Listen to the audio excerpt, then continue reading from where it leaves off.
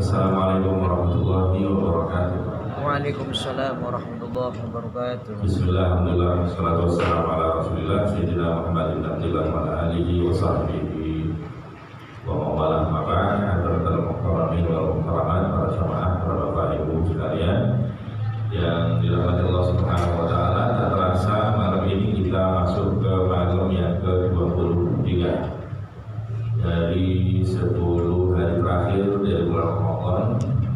Mudah-mudahan tahun ini kita mendapatkan kemuliaan Lailatul Qadar.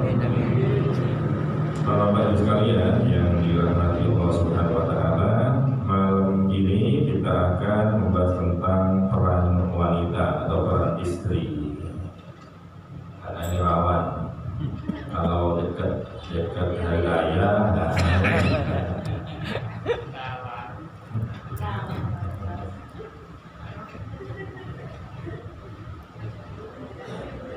Bagaimana peran wanita atau istri di rumah menurut agama Islam? Nah, sebelum membahas tentang bagaimana Islam memperlakukan wanita, saya ajak panjenengan untuk mengetahui bagaimana peradaban selain Islam memperlakukan wanita. Masyarakat Yunani ini terkenal dengan pemikiran filsafat. Namun demikian tidak banyak literatur dari Yunani yang membicarakan tentang hak dan kewajiban wanita.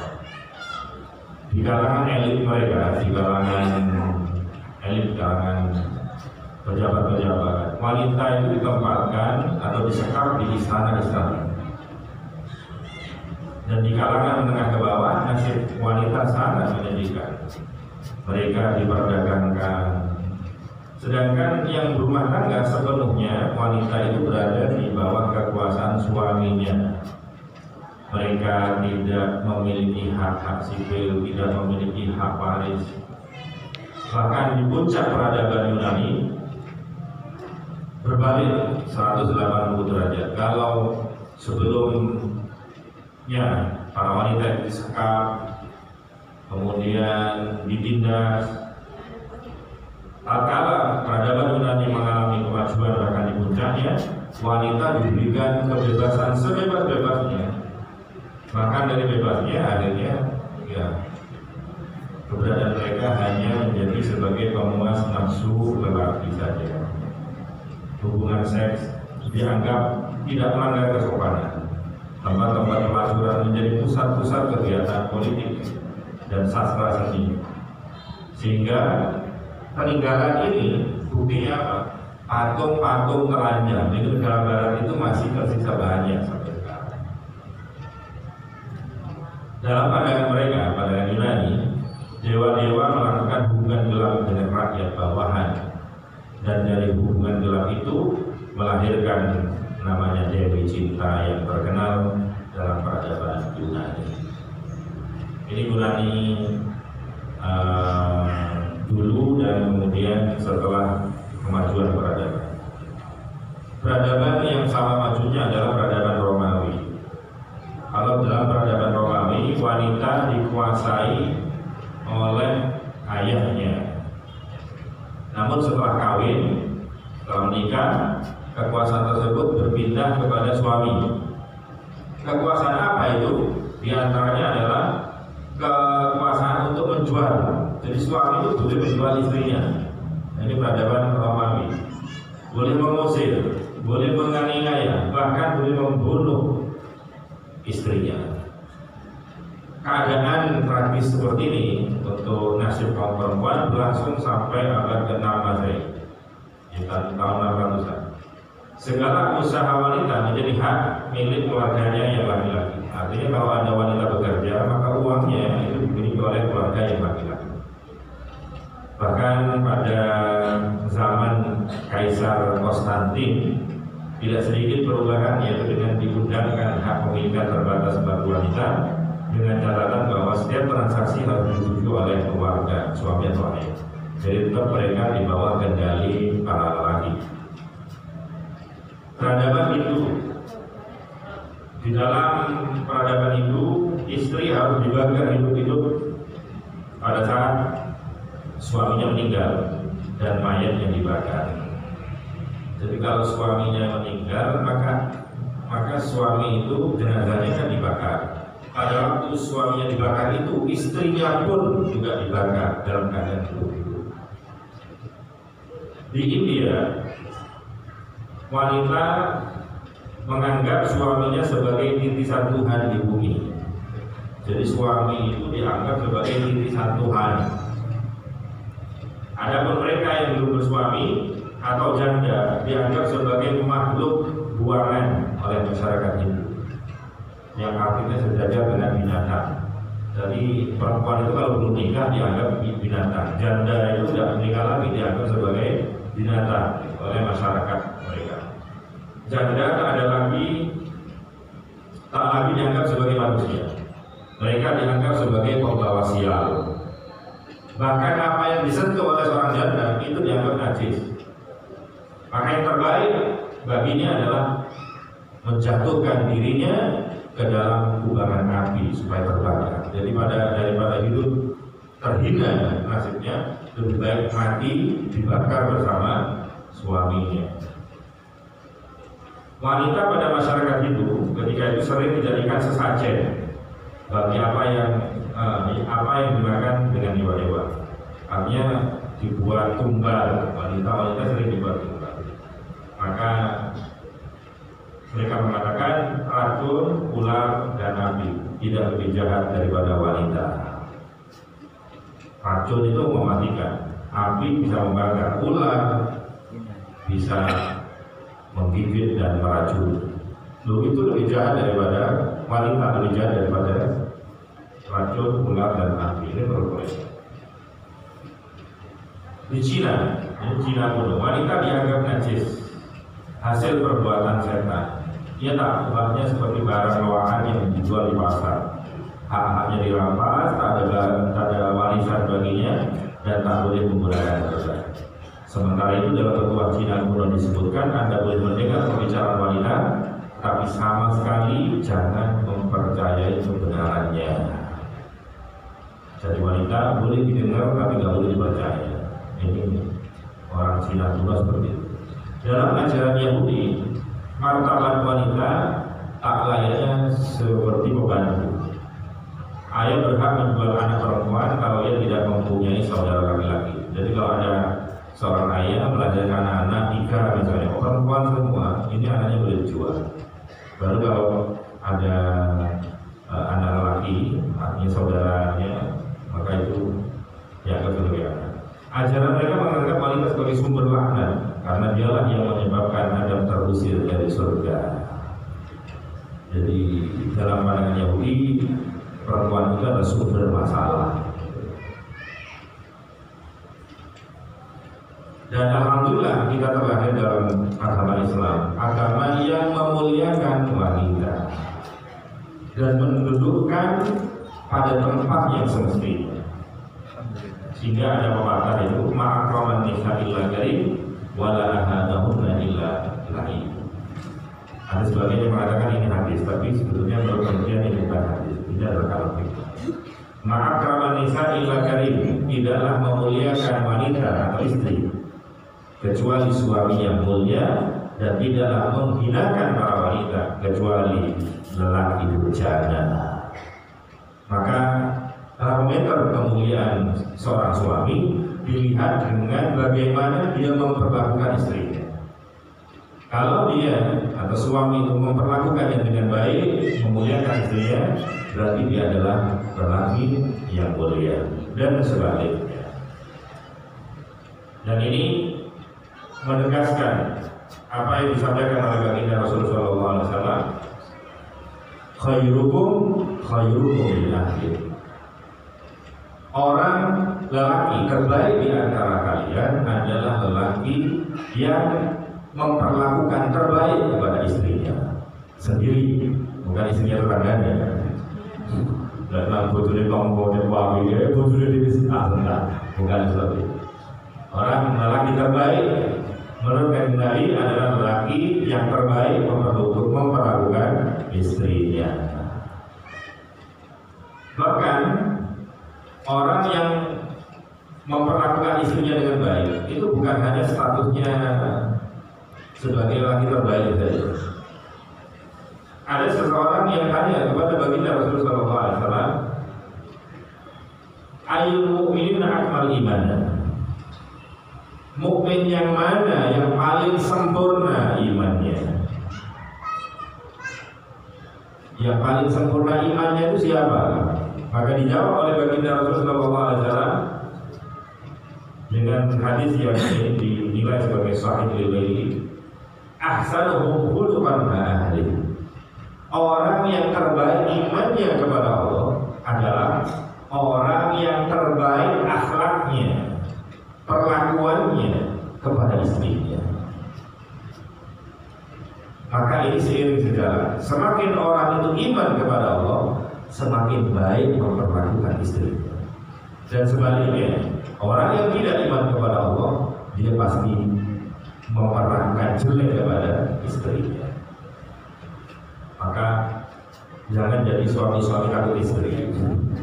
Jadilah suami-suami takut Allah Subhanahu wa Ta'ala. Tapi tak kalah takut sama Allah, takwa sama Allah, otomatis dia akan memuliakan wanita. Maka beruntunglah ibu-ibu panjenengan, suami panjenengan menjadi orang-orang yang takwa kepada Allah. Minimal indikatornya adalah sering datang ke pasar Waqiah, karena pasar Waqiah ini diselenggarakan di masjid. Kata baginda Rasul, "Idza ra'aitumur rajula ya'tadu masjid fasyhad lahu bil iman." Dan siapa yang melihat orang sobo masjid terus datang ke masjid, maka itu saksikanlah dengan keimanan orang tadi.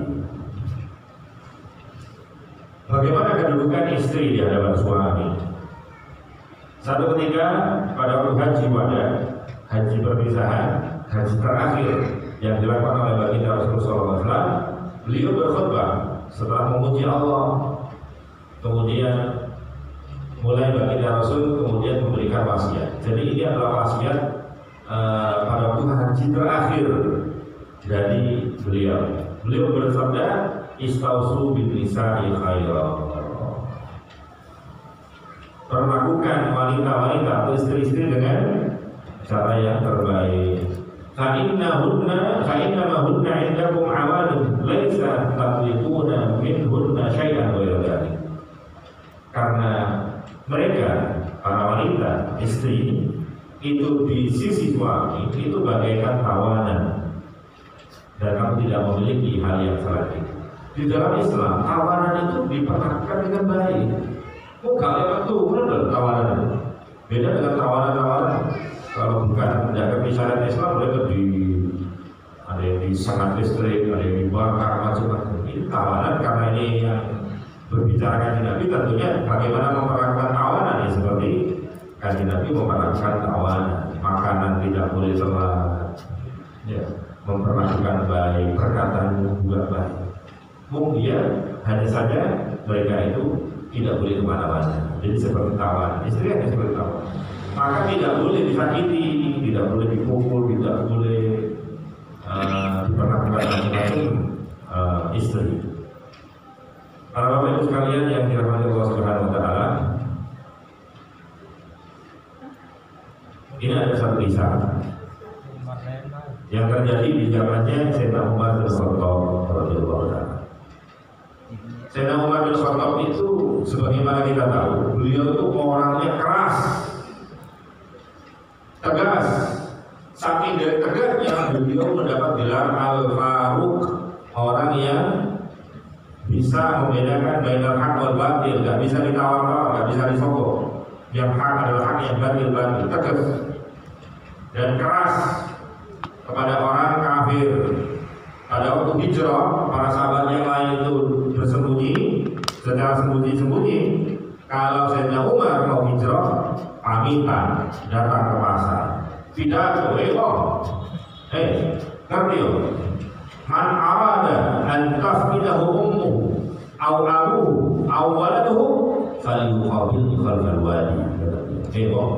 Sapa wong sing kepengin mati, bapaknya kehilangan dia, ibunya kehilangan dia, anaknya kehilangan dia, cegah tenang di lembah sana. nanti sore aku akan hijrah. Sopo sih paling sekarang dia kepingin mati ya. Para sahabat yang lainnya itu malam-malam hijrah sembunyi-sembunyi. Ya, ini saya Umar datang ke pasar ditantang orang-orang kafir. Saking dia terkejutnya saya. Jadi orang kafir itu takut kalau ketemu saya Umar. Jangankan orang, saya katakan jika salaka fajjan hada, salaka syaitan fajjan itu. Kalau saya Umar lewat jalan ini, gang ini, setan lewat gang ini sana. Oh tidak saya Umar sampai saya masih menangis. Nutupi di zaman di mana orang-orang saya masih kecil itu pintu-pintu ditulis kabur Umar bin Khattab. Kenapa kok ditulis Umar? Dan dikira omai Sayyidina Umar, akhirnya setannya gak wani lah. Dari orang muda ditulis Umar bin Khattab. Jadi kan menangi, belum mau menangi waktu kecil banyak masih ditulis seperti itu. Umar bin Khattab dan gak pengaruh kalau setan gak masuk ke rumah. Tapi kalau sekarang saya tidak pernah menjumpai ada tulisan Umar bin Khattab di rumah-rumah orang, kecuali memang rumahnya Pak Umar. Dan kalau sekarang ditulis sih, saya pikir juga gak ada gunanya. Kenapa? Karena setan gak lagi masuk dalam pintu, tapi lewat sinyal.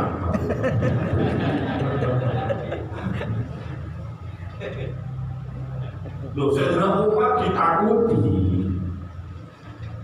Satu ketika ada orang memiliki istri yang cerewet, keren, judes, angkuh. Ini orang sana, ya. Bukan orang sini. Kalau orang sini ibu-ibunya masya Allah, terdiam semuanya. Pas wakilan, masya Allah. Ada orang punya istri yang judes, akhirnya karena ini suaminya sudah nggak bisa ngatasi, untuk menasihati malah dinasihati. Diserang lagi, diserang lagi sama istrinya. Terus ini tak lapor orang Sayyidina Umar lagi dan kapok dan disenangi. Akhirnya berangkatlah dia ke rumahnya Sayyidina Umar. Sesampainya di halaman mau ketuk pintu, kok kedengaran suara ada wanita teriak-teriak suaranya. Loh, ini kok ada? Sopo ini ya? Sopo? Di rumah mau ya bujuri Sayyidina Umar. Ternyata nasib kita sama. Waduh, ini kalau saya mengambil kepada Sayyidina Umar, ini jeruk makan jeruk ini. Terus gak jadi wes gitu. Akhirnya dia balik badan. Nah kemudian Sayyidina Umar baru buka pintu. Orang ini mau ke sini nggak jadi rupanya. Pak kesini Pak. Ada apa? Iya, awalnya saya mau sholat ke Panjaitan. Terus kenapa nggak jadi? Begini, saya punya masalah. Istri saya itu cerewetnya, masya Allah, minta ampun. Cerewetnya itu nomor 1. Maunya saya itu mengadu kepada panjenengan, biar panjenengan menasihati istri saya. Begitu saya mau ketuk pintu, saya dengar istrinya panjenengan juga begitu. Berarti bodoh. Tapi akhirnya nggak situ, saya nggak jadi untuk mengadukan hal ini kepada panjenengan.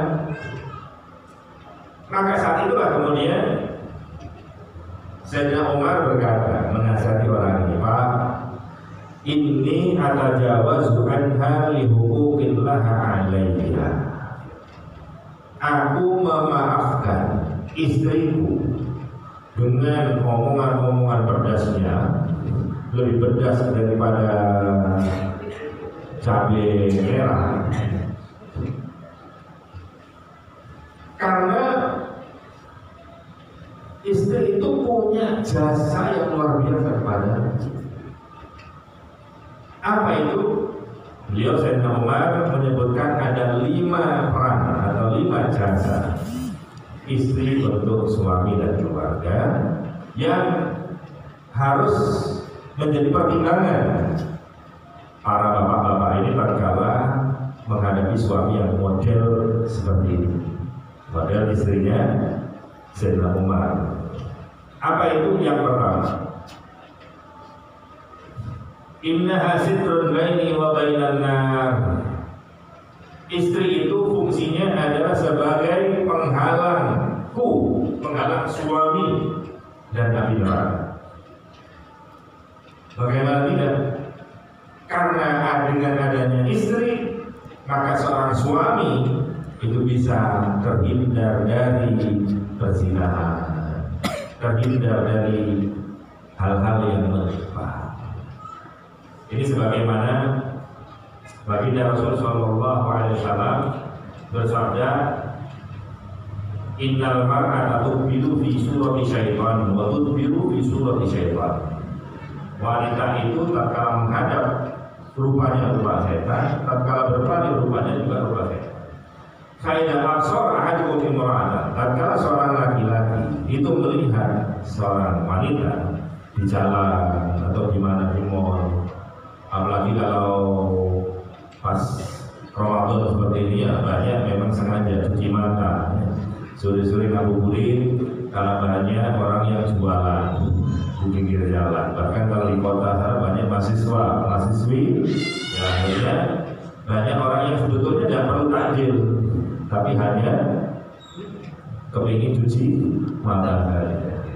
Kok ada orang ketemu melihat sepintas seorang perempuan yang menarik hatinya, kemudian terjadi hatinya ada bisikan-bisikan setan dan seterusnya, kata baginda Rasul, faliyati ahlahu, maka segera datangi istrinya, kembali dia pulang ke rumahnya, maka berkumpullah dengan istrinya. Fa inna dzalika yaruddu ma fi nafsi, karena itu akan bisa menolak gangguan-gangguan yang ada dalam hati setelah tak sengaja mungkin melihat wanita yang menarik di pinggir jalan.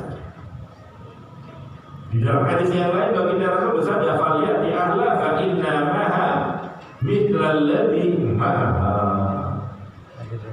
Jadi kalau kamu melihat wanita cantik di jalan, tertarik, lebih menarik daripada istrimu, maka kembalilah ke rumah, kumpullah dengan istrinya, karena apa yang dimiliki oleh perempuan tadi yang kamu temui itu juga dimiliki oleh istrimu. Pot baik.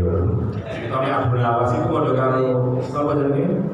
Jajan lapis gitu. Pernah sing apa? Kau rasanya bodoh. Mau pernah nih bedo. Maka jangan tertipu. Ini banyak perselingkuhan, banyak perzinahan gara-gara orang tidak menerapkan tips dari baginda Rasul sallallahu alaihi wasallam. Ini. Jadi Rasul ini bersabda juga mempraktekkan hal ini baginda Rasul sallallahu alaihi wasallam. Kemudian yang kedua, apa jasanya istri? Kalau yang pertama tadi istri menjadi penghalang seorang suami dari api neraka. Yang kedua adalah innaha khazinatul li. Idza kharajtu min manzili hafizatan li. Sesungguhnya istri itu menjadi bendahara, sing menjaga barang-barang bahkan uang yang ada di rumah. Hafizatul li, dia itu menjaga. Jadi istri itu menjadi nggak hanya bendahara, dia dari satpam. Sing berbohong kan betul. Satpam, nyekel duit ya bendahara, nyatet juga sekretaris. Jadi sembarang kali istri. Ini yang diingat-ingat oleh Sayyidina Umar, jasanya istri kepada seorang suami. Maka ini yang disampaikan oleh baginda Rasul, khairun nisa, wanita yang terbaik, istri yang terbaik, imra'atun, seorang perempuan. Idza nazarta ilaiha sabarka. Tatkala engkau memandangnya, maka ia akan membahagiakan kamu, menjadikan kamu senang. Makanya ibu-ibu ini harus senang maca. Kalau di rumah, jangan di rumah tidak pernah maca, dan waliman baru maca. Ada sing nyawa boleh. Harus maca untuk suaminya. Makanya bapak-bapak jangan pelit. Kalau istrinya beli kosmetik, juga duit. Lagi dibandani, yo panggap, ayo bojone tonggone lah. Wa idza amartaha aqa'atka. Dan wanita yang terbaik itu, istri yang terbaik, tatkala engkau memerintahkan, dia manut. Disuruh diminta apa-apa, bantuan apa, dia mau. Wa idza ghibta anha hafizaka fi maliha wa nafsiha. Ini yang ada kaitannya. Dan kalau kau tidak ada di rumah, maka istri itu akan menjaga harta dan dirinya sendiri.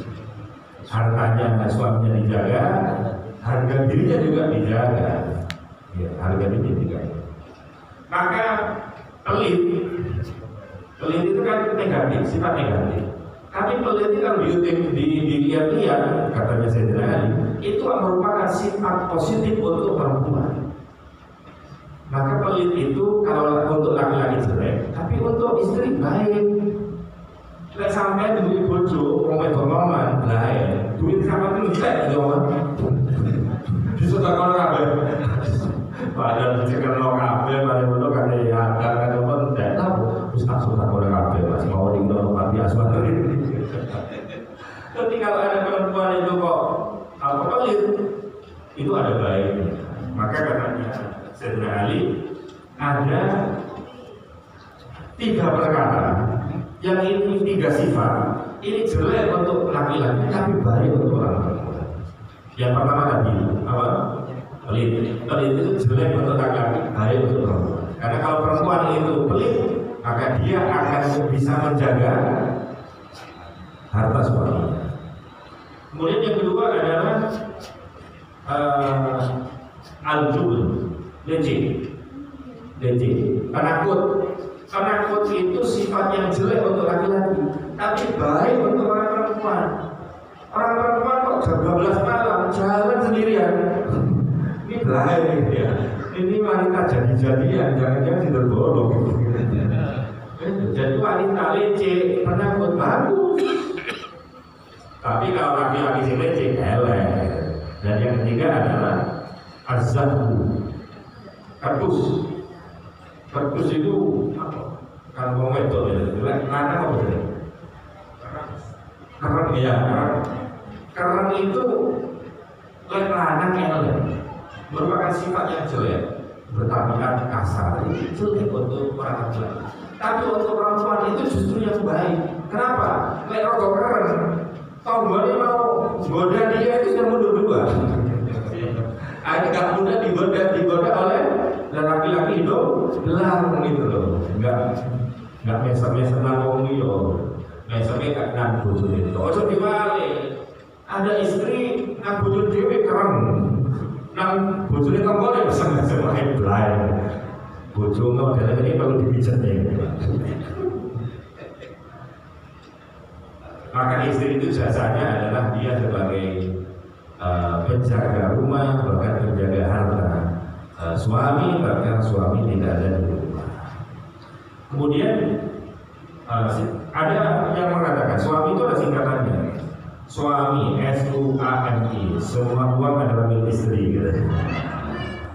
Setuju berapa benar? Ibu-ibunya setuju langsung gitu.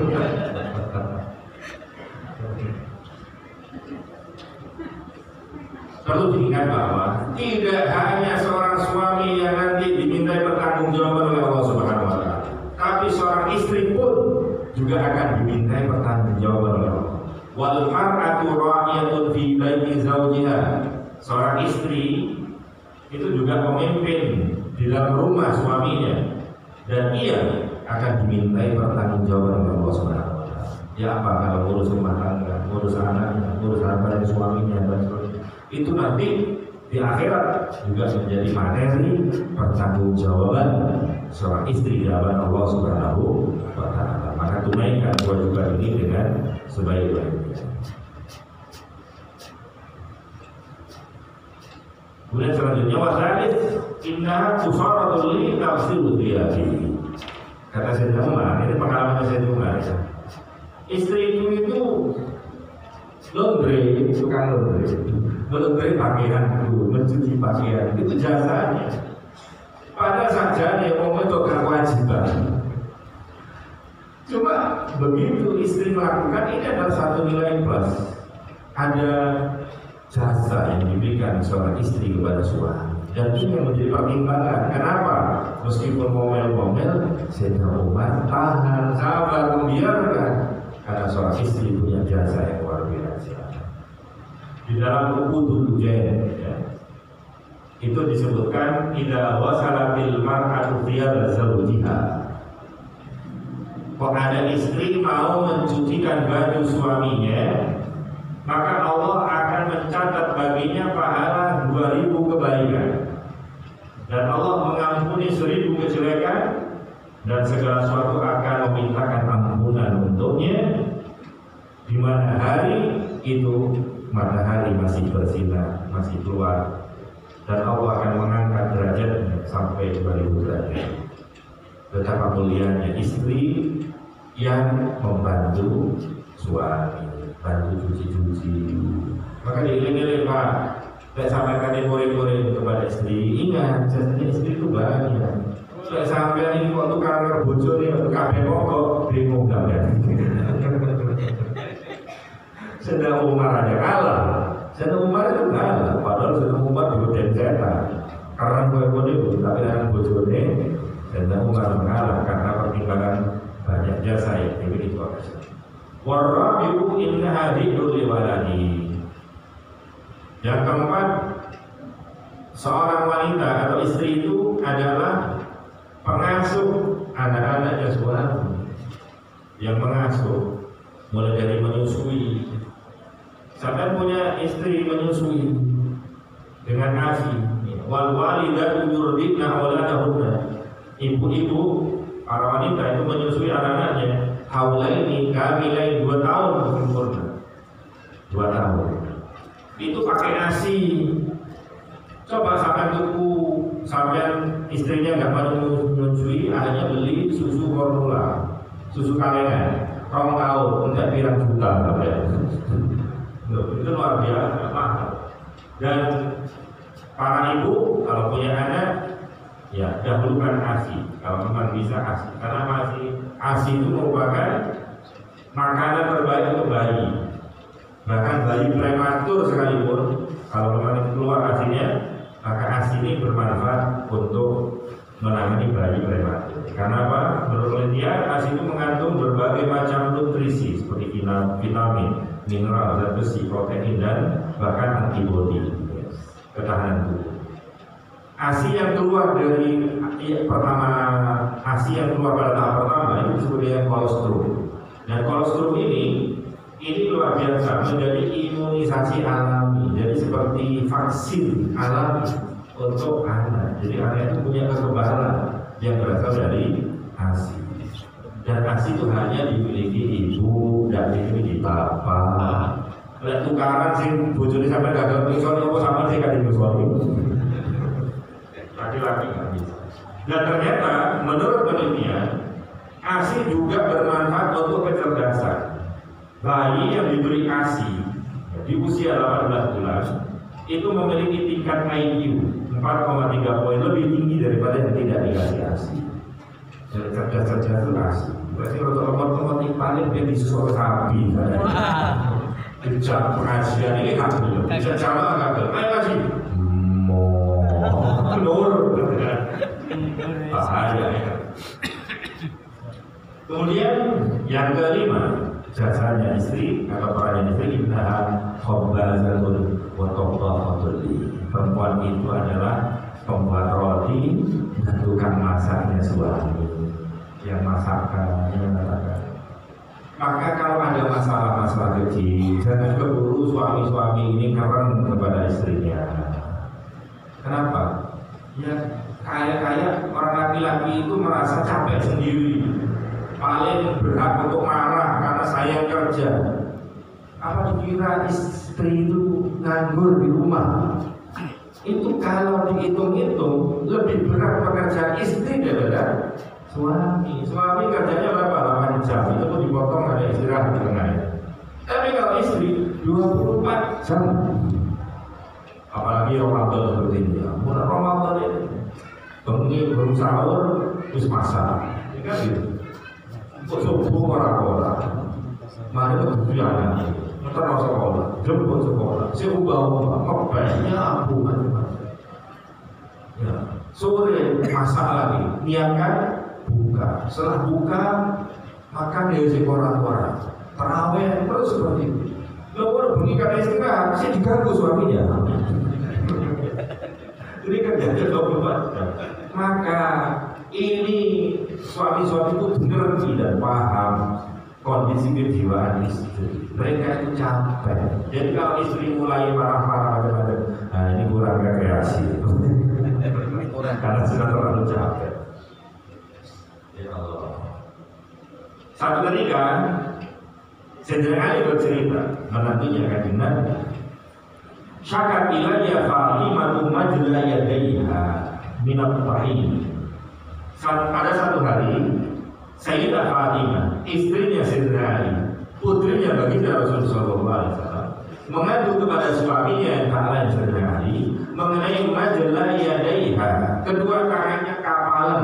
Apa kapalan? Jadi tangannya orang perempuan biasanya kan halus, ini mulai kasar, tebel kulitnya. Kenapa? Karena banyak menggiling tepung, kesiapan untuk masak. Kalau wanita sekarang, ibu-ibu akan mulai akhirnya tangannya kasar. Mengadu, mas, jawab tanganmu kok kasar. Dulu belum ada skincare ya, nggak ada handphone gitu. Ini gara-gara kakek bulan-bulan. Katanya Sayyidina Ali, gimana kalau kita datang kepada baginda Rasul? Saya dengar Kanjeng Nabi punya pembantu. Ayo kita minta pembantu supaya bantu-bantu di rumah kita, sehingga kerja kamu nggak berat-berat di dapur. Akhirnya datanglah dua orang ini, Sayyidina Ali sama Sayyidah Fatimah. Sayyidah Fatimah putri yang sangat sayang sama baginda Rasulullah SAW. Matul, Pak, orang kan, Pak ayah, ini saya capek di dapur, masa sedangkan panjenengan punya pembantu banyak, bagaimana pembantunya kalau tak bawa satu di rumah? Maka baginda Rasulullah SAW tidak mengiyakan serta-merta supaya anaknya tidak capek-capek, putri kesayangan tidak capek-capek mengurus rumah tangga. Tapi beliau mengatakan ini, mau nggak? Nggak kasih yang lebih baik daripada pembantu. Oh mau, kan mau. Apa yang lebih baik dari pembantu? Wiridan. Kalau sampai mau tidur, baca seperti wiridan nggak ada sholat. Subhanallah, subhanallah, subhanallah 33 kali. Alhamdulillah, alhamdulillah, alhamdulillah 33. Ya. Kemudian Allah 34 kali, sehingga jumlahnya 100. Itu pada waktu mau tidur. Dan ini kata-kata Nabi lebih baik daripada sampai punya pembantu. Insya Allah dari praktek momen itu gak gampang pijat, gak gampang greges, gak gampang pekerjaan berat, berasa enteng. Seakan-akan gak punya pembantu, seakan-akan dia punya pembantu. Ini ijazah dari baginda Rasulullah SAW. Artinya apa? Rasul tidak menjadikan putri kesayangannya manja. Rasul tidak mengajarkan manja. Maka dari itu kalau sampai diberikan pondok no, belajar no sorok, dia jadi sorok, belajar mubah. Supaya apa? Karena nanti menikah kan diusahain suaminya. Kalau punya anak perempuan kok dimanja terus nanti kasihan suaminya, pasti pulos-pulos. Kepingin ini nggak mau ini nggak mau itu maunya belajar itu saya. Maka dari anak pondok di pondok sih belajar no solo. Sekarang soalnya banyak pondok cuma belajar toh, belajar pelajaran tapi tidak mengajarkan kehidupan. Jadi pondok-pondok yang mengajarkan soro, sehingga kalau di pondok diajari soro, diajari bertanggung jawab, diajari berbagi, diajari melakukan tugas-tugas. Maka tatkala pulang dia tidak hanya pintar urusan pelajaran, tapi akan bijak menyikapi kehidupan. Para bapak ibu sekalian yang dirahmati Allah Subhanahu wa taala. Selanjutnya, kalau putrinya Kanjeng Nabi yang disayangi disuruh masak, disuruh. Ada juga istrinya Kanjeng Nabi. Itu hadis riwayat Muslim. Ini hadis yang ada kaitannya dengan mendatangi istri tatkala bertemu dengan wanita cantik yang mempesona. Tadi itu yang dipraktikkan oleh Kanjeng Nabi. Kanjeng Nabi setelah bertemu seperti itu, Kanjeng Nabi kemudian balik ke rumahnya untuk mendatangi Zainab. Fa'ata imra'atahu Zainab. Kan Nabi mendatangi Sayyidah Zainab. Wa hiya ta'masu mani'atan laha. Yang saat itu beliau lagi gosok-gosok kulit menyamar. Jadi untuk menjadikan kulit itu supaya tidak bau busuk, sehingga bisa dimanfaatkan untuk wadah, bejana, kalau orang sekarang buat jaket, itu disamar. Jadi ini bekerja. Zainab istrinya kan Nabi, itu juga bekerja. Jadi tidak apa-apa kalau istri itu bekerja, apalagi pekerjaan di rumah tangga, membantu suami, itu adalah hal yang mulia. Para bapak sekalian yang dirahmati Allah Subhanahu wa taala, maka itu 5 pertimbangan yang disampaikan oleh Sayyidina Umar dalam rangka menasihati seorang suami yang ingin mengadukan istrinya yang cerewet tadi. Maka kemudian orang tersebut berkomentar, innali mithla malaka fama tajawazta anha fatajawazan. Sesungguhnya masalah saya seperti dengan masalahmu Sayyidina Umar. Istriku cerewet, istri panjenengan juga cerewet. Kalau panjenengan bisa memaafkan istri, maka aku juga akan memaafkan istriku. Kalau para sahabat memaafkan istrinya, bagaimana dengan orang sekarang? Umatnya kan tidak. Maka mestinya itu juga mencontoh. Ya orang cerewet-cerewet itu karena capek macam-macam. Kita harus memahami. Tapi bukan berarti ini sekali lagi kalau khawatir jangan salah artikan, sehingga ibu-ibu yang mendengarkan pengajian ini hanya mulai besok mau berduduk kafe. Ini cara menjawab boleh tak jawab. Jadi sebetulnya meskipun judulnya para istri, misalnya yang mendengarkan cuma suami dong saja. Gitu ya. Agar kita lebih memaafkan sehingga mendekati hari raya ini, insya Allah jangan dijadikan sebagai ajang untuk bertengkar. Karena ribut, istri minta tambahan belanja, membeli jajan, membeli baju anak, membeli cat, membeli serambu baru, kursi baru, macam-macam. Dan itu kakak bobo. Untuk sepupu boleh harganya 10-10 jangan. Perempuan itu tercipta dari tulang rusuk, maka jangan suruh dia jadi tulang punggung. Istri boleh membantu, tapi kewajiban mencari nafkah itu ada pada lelaki yang dia menjadi tulang punggung. Maka karena istri sudah banyak jasa kepada suami, maka suami punya kewajiban kepada istri. Apa itu? Tut'imuha idza ta'imta, memenuhi kebutuhan makannya. Wa taksuha idza tasaita, memberikan kebutuhan berupa sandang, jadi sandang, pangan, papan, itu dipenuhi untuk istri. Wala tadribil wajha, dan jangan kau memukul wajah, jangan ringan tangan. Wala tuqabbih, begitu juga tidak boleh mencaci maki istri. Ya, wala tahjur illa fil bait, dan kalau memberikan pelajaran kepada istri jangan di luar rumah. Misalnya bisa raja, kalau ada masalah itu teguran itu di dalam rumah, jangan di luar rumah. Jadi di orang tuanya saya berdiri lain masalah nanti bertambah. Itu katanya baginda Rasul Shallallahu Alaihi Wasallam yang menjadi acuan ajaran kita. Maka lebih lengkapnya seorang suami itu memiliki kewajiban. Menurut Al-Fatih Abu Laith dalam kitab Tadribul Ghafilin ada 5 perkara. Yang pertama adalah istri itu harus privasinya istri itu harus dijaga. Jadi harus ditutupi. Jangan boleh keluar rumah kalau tidak ada perlunya. Ya. Karena keluarnya seorang istri dari rumah itu akan menimbulkan dosa dan juga akan menghilangkan harga dirinya. Kalau memang tidak ada kepentingan, jangan sering keluar rumah. Ya. Keluar rumah pun harus ditutup auratnya, ya. Jangan dibuka auratnya. Sama dengan sampai punya kucing di rumah. Kalau ada punya kucing kemudian masak gering, Diterang di dhuwure piring. Tutup kono.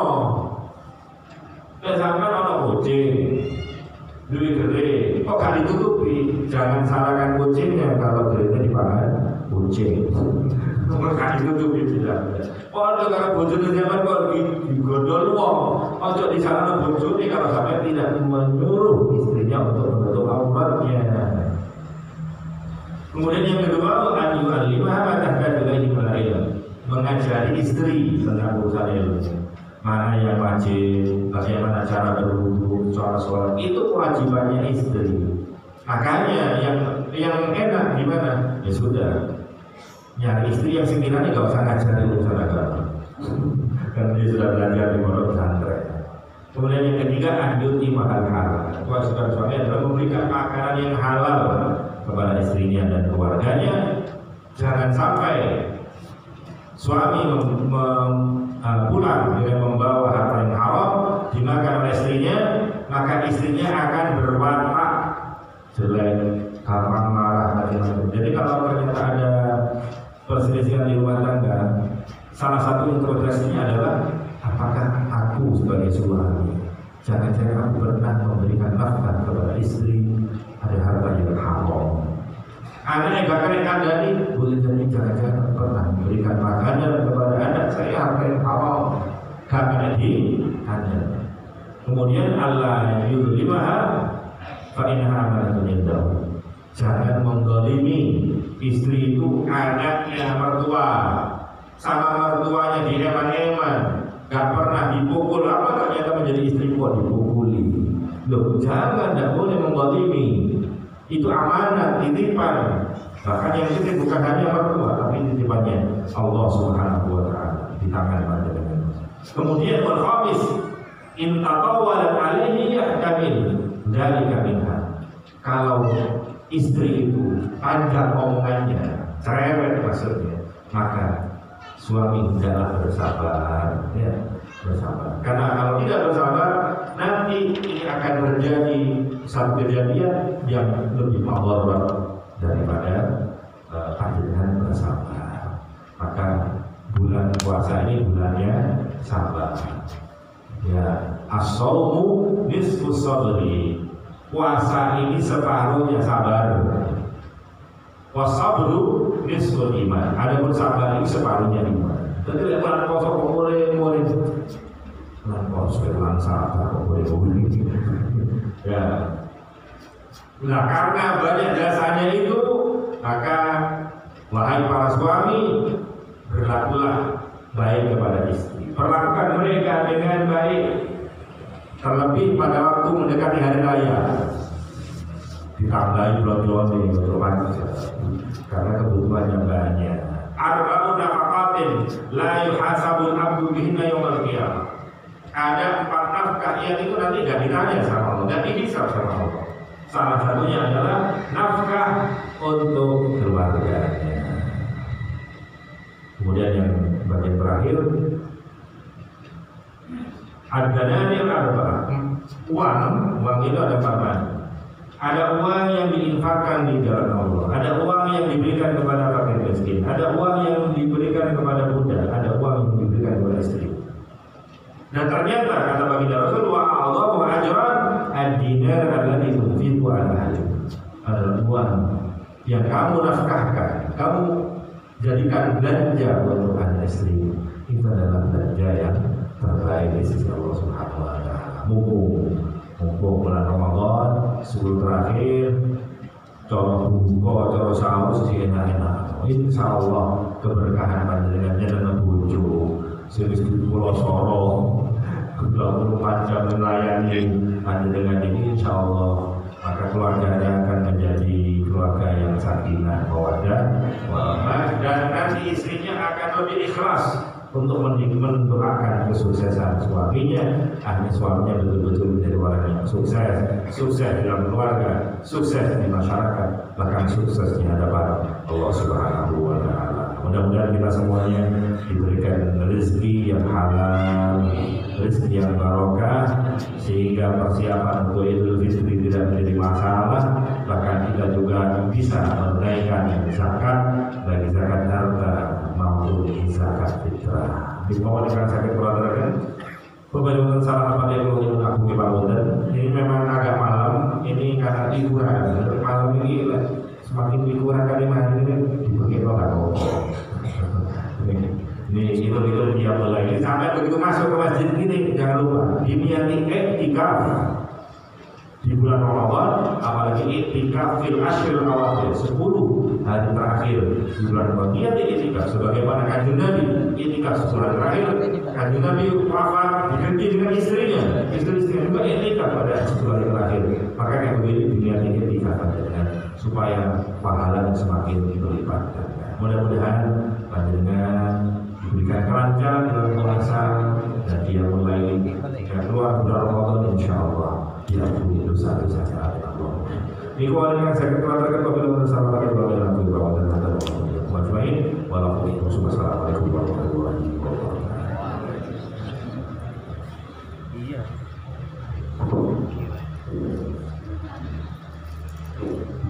Iya.